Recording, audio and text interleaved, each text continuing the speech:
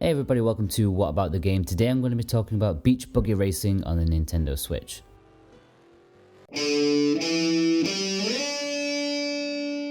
Before we get into the review, be sure to click that subscribe button. That would help me out so much. You have no idea, and you would be awesome forever, and you'd continue to get more awesome Switch reviews far into the future.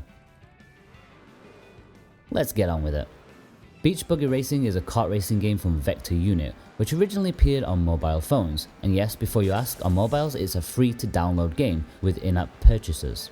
Now, before you run for the hills, all of the in-app purchases have been gutted from the Switch release, and everything is accessible far more easily by making simple progress through the game.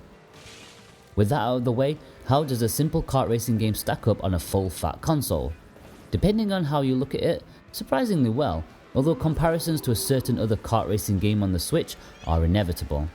If you've played a kart racer before, you know how this one plays out. At the beginning you only have access to one character, although other characters can be unlocked by winning against the end boss of each cup. There are a variety of vehicles to choose from, either a dune buggy, a monster truck, or some different kinds of sports cars. Despite its mobile origins, there are no motion controls, and you can only direct your vehicle of choice with the analog stick.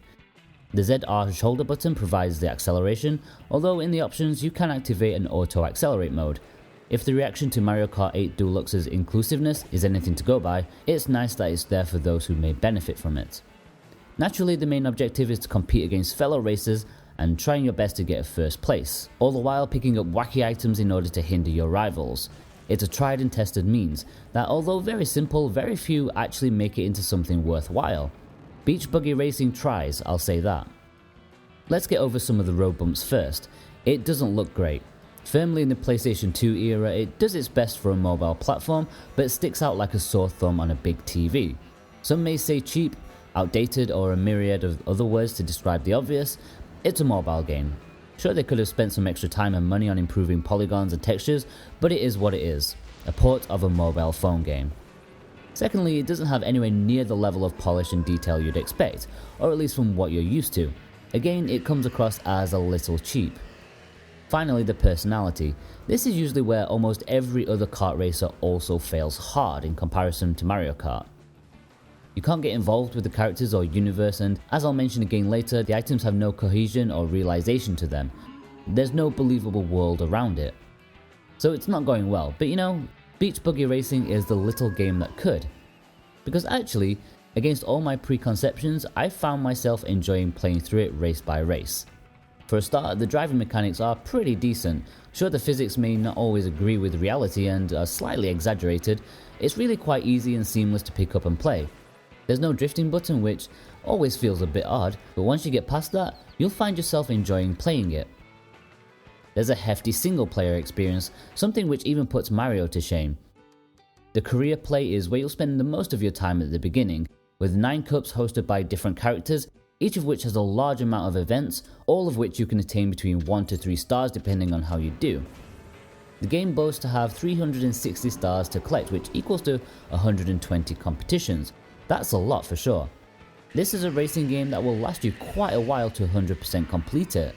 And they're not all races too. Again, putting Mario to shame, there's a solid variety of events to compete in, similar to Sonic Racing Transformed. Sometimes you'll have to boost solo around a track to get the fastest time.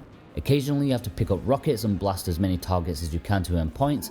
And then there's my least favourite, which is the elimination round, which takes away the driver chasing the pack every 15 seconds or so. It's a fine challenge, but often bloody difficult in Beach Buggy Racing. Other things going firmly in the game's favour include semi-destructible environments and obstacles, more game modes than Korea, such as quick play, daily challenges and championship mode, which lets you play randomly generated races against difficult opponents. You can do this to earn 3 stars for every vehicle in every speed class. It's a lot.